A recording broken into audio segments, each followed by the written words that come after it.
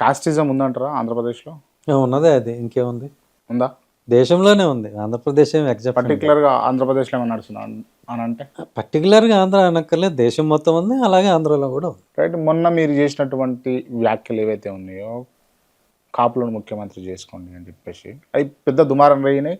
కొంతమంది మీ మాటలకు ఇన్ఫ్లుయెన్స్ అయిన వాళ్ళు పార్టీలు మారుతా ఉన్నారు. ఆ క్రెడిట్ మీదే కదా? వాళ్ళు ఎందుకు మారారో నాకు తెలియదు, నేను అట్లా ఏం చెప్పలేదు కదా. అది ముందు నుంచి ఉన్న ఒక థాట్, అది 2005 సంవత్సరం నుంచి నేను కొంతమంది కాపు మిత్రులు అందరం కలిసి అనుకుంటున్న మాట. అది కాపులు దళితులు కలిస్తే ఎక్కువ నెంబర్ ఉన్నారు కాబట్టి షేరింగ్ బేసిస్లో ఇద్దరు ముఖ్యమంత్రులు అయ్యే అవకాశం ఉంది కదా, మిగతా పార్టీల్లో అవకాశం రాదు అనే మాట మేము అనుకున్నది. రైట్. మీరు సర్వీస్లో ఉండి వాడిని ఎందుకు ఆలోచించారు సార్? సర్వీసులు ఉంటే ఇంకా ఆలోచించకూడదు ఏంటండి? జస్ట్ క్యాజువల్గా అడుగుతున్నా. పాలిటిక్స్ మీకు చాలా రోజుల నుంచి ఇంట్రెస్ట్ ఉందా? ఇంట్రెస్ట్ అంటే అది అసలు పాలిటిక్స్ ఇంట్రెస్ట్ లేనివాడు ఎవడు ఉంటాడు ఈ దేశంలో? అందరికీ ఉంటుంది.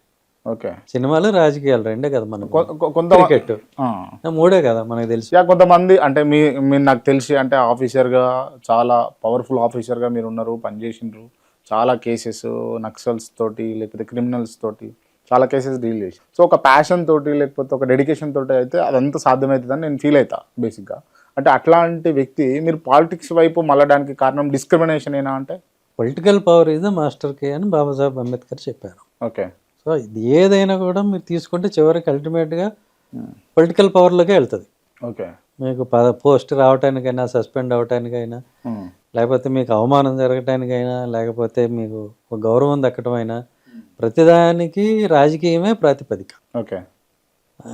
అది ఆ పొలిటికల్ పవర్ లేకుండా మీకు ఏది కూడా రాదు. మీకు నేను ఆఫీసర్గానే తెలుసు, బట్ నేను దానికన్నా ముందు ఒక రైటర్ని. ఓకే. తెలుగులో సెటైర్ రాసిన మొత్తం ఈ 100-150 సంవత్సరాల తెలుగు అంటే లిటరరీ హిస్టరీలో సెటైర్ రాసిన రైటర్స్ నలుగురు ఉన్నారు. ఓకే.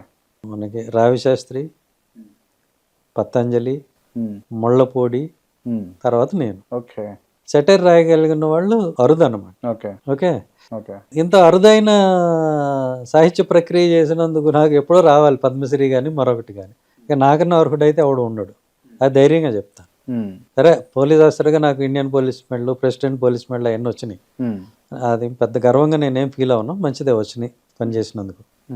కమ్మనో ఒక కాపువో లేకపోతే సునీల్ కుమార్ గారు అయి ఉంటే ఇవాళ చీఫ్ సెక్రటరీ లేకపోతే ఇంకోటో పెద్ద పదవి, ఇంకా మీరు వరించలేని పదవి మీకు ఈ స్థితి రాకుండా ఉండేటోళ్ళ ఖచ్చితంగా యాక్సెప్ట్ ఇట్.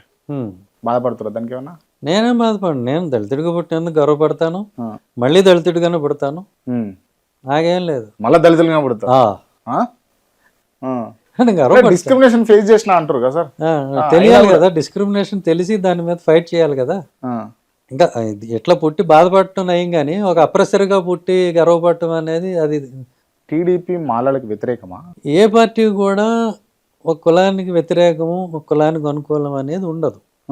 బేసిక్గా వాళ్ళకి ఏ పొలిటికల్ పార్టీ అయినా, టీడీపీ కావచ్చు, వైసీపీ కావచ్చు, కాంగ్రెస్ కావచ్చు, కమ్యూనిస్ట్ కావచ్చు, బీజేపీ కావచ్చు, బీఎస్పీ కావచ్చు, తమిళ మక్కల కచ్చి కావచ్చు, ఏదైనా కావచ్చు, వాళ్ళందరికీ ఏంటంటే ఓటు అనేది ఒక నెంబరు, ఒక కులం అనేది ఓటు బ్యాంక్. సో వీళ్ళు మనకు ఓట్లు వేస్తారా వెయ్యరా అట్లనే చూస్తారు, కానీ వీళ్ళకి మనం వ్యతిరేకంగా ఉండాలని ఎందుకు ప్రయాణం మొదలు పెడతారు? కుల రాజకీయాలు ఉన్నాయా? అదే చెప్తున్నా, మీరు ఓటు వేస్తే వాళ్ళకి వాళ్ళు మీకు అనుకూలంగా ఉంటారు, ఓటు వేయకపోతే సహజంగా వ్యతిరేకంగా ఉంటారు. అంటే దళిత్స్ వేయనందుకే టీడీపీ, అంటే పర్టికులర్గా మాలలు వేయనందుకే టీడీపీ వ్యతిరేకిస్తుందా మాలల్ని? మరి వ్యతిరేకిస్తుందా అసలు? అది ఉందా టీడీపీకి, ఉందా ఆ కన్సర్న్ ఉందా? అంటే అది ఎట్లా జరిగింది అని అంటే, ఇప్పుడు మన టీడీపీ వైపు నుంచి కాకుండా దళితుల వైపు నుంచి చెప్దాం. ఎందుకంటే మనం ఇటు నుంచి చెప్తే దళితుల మాలలు, ఓకే, మాలలు, మన టీడీపీ వైపు నుంచి చెప్తే అదే ఎక్విజిషన్ లా ఉంటుంది, అసలు సబ్జెక్ట్ పక్కకు పోద్ది. ఓకే. ఏ కులానికైనా కూడా ఒక రాజకీయ చైతన్యం ఉండాలి, పొలిటికల్ స్లావరీ అనేది ఉండకూడదు. స్లావరీ అంటే ఏంటి? బానిసత్వం అంటే మీరు అయ్యా నా ఓటు మీకే, మా తాత వేసాడు, మా నాన్న వేసాడు, నేను వేస్తా, మా కొడుకు కూడా మీకే వేస్తాడు, ఎందుకు వేస్తున్నావు? దానికి సమాధానం నీకు కూడా తెలియదు. దాన్నే రాజకీయ బానిసత్వం అంటాం, పొలిటికల్ స్లావరీ అంటాం.